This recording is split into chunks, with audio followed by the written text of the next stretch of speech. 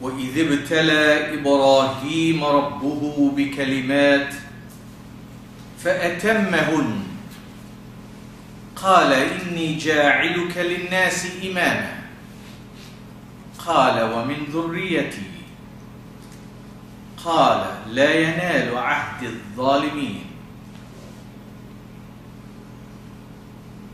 بسم الله الرحمن الرحيم. وما كان إبراهيم يهوديا ولا نصرانيا ولكن كان حنيفا مسلما وما كان من المشركين.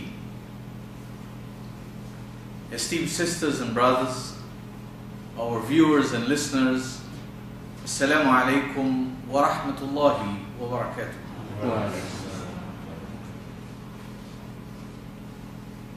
Over the last few weeks, we have been revising and reviewing and reflecting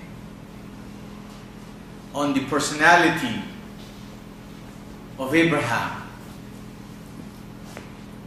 And the personality of Abraham is so epoch-making that even the beloved Prophet Muhammad was asked and commissioned to follow the stature of Abraham and to follow it in such a way that he would, as Abraham did, turn away from the traditional religion that makes no real sense and has in no way evidence of taking humanity out of what is technically known as ibadatul asnam wa tamathil, from the servitude to the idolatry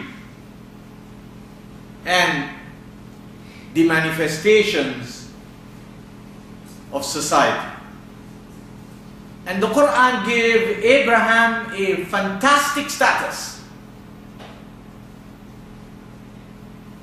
In chapter 3, verse 67,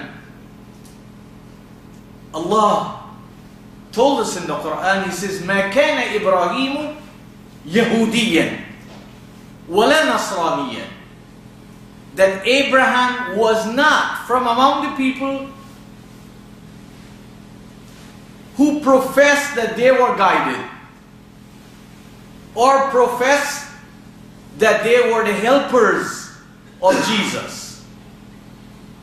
ولكن كان حنيفا.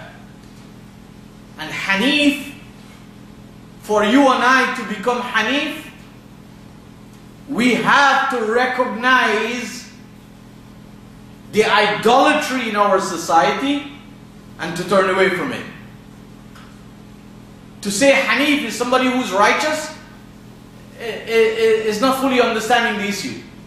Hanif, come from Hanaf, means to turn away from that which is considered as reality and as deen, whereas it is not.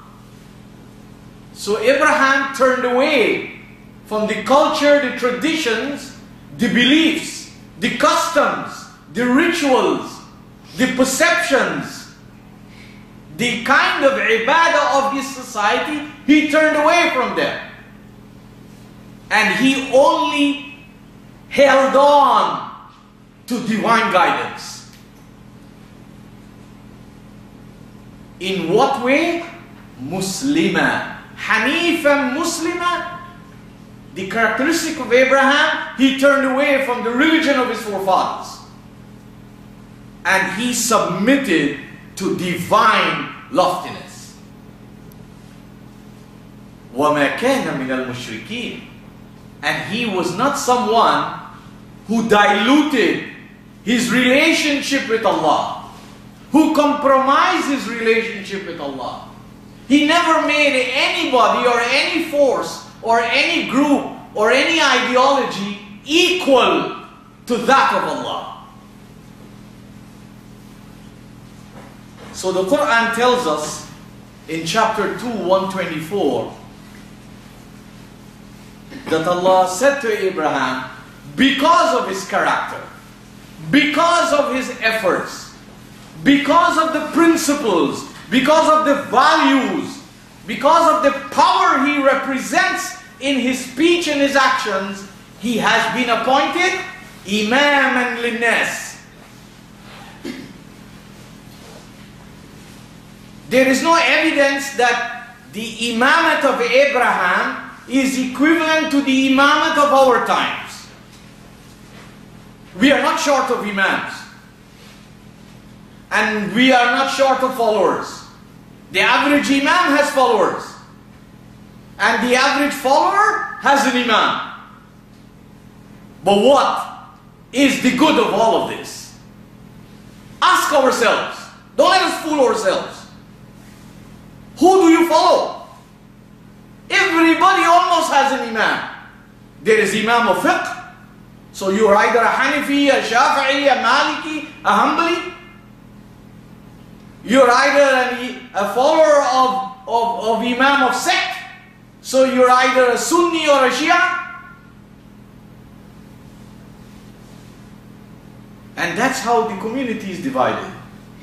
So there is no shortage of followers, and there is no shortage of imams. But what is the usefulness of all this following?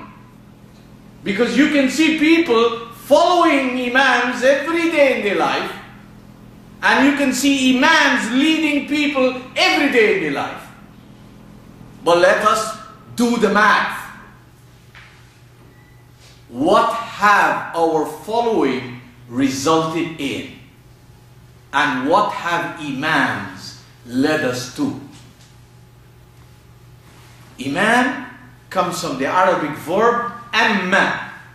Ya'ummu means to lead, to stand out, to be in the forefront. Like everything else, we reduce these words to physical semblance. So we say Imam is somebody who stands in front. Once he stands in front, he's the Imam. And the conditions we make for people to become Imam, oh, he can read Qur'an very sweet. Oh, he knows more Qur'an than that one. Oh, you can hear when he... So, we have reduced the lofty values of concepts to our low-class perceptions of life. And that is why almost every week throughout this country and in the Muslim world, there are numerous jama'ats and jami'iyats led by imams and represented by thousands and millions of followers, and there is no results. We don't come out of our own darkness, and we are way down in the ladder to take other human beings out of their darkness. Yet we continue being followers, and we continue holding others as our imams. What does the Qur'an tell us about imam? Who really is an imam? The Qur'an doesn't give us the conditions that we set for imams. And it doesn't tell us of the roles of imams that we set for imams. The imam, technically in the Muslim community, is like a priest in the Christian community. It's like a rabbi in the Jewish community. There's some little difference here and there. Those who come from the Caribbean is like a pandit in the Hindu religion. And of course you have levels. You can get Swami, and you can get Sheikh, and you can get Mufti and whatnot, and you can get Bishop. It's the same with little difference. Because these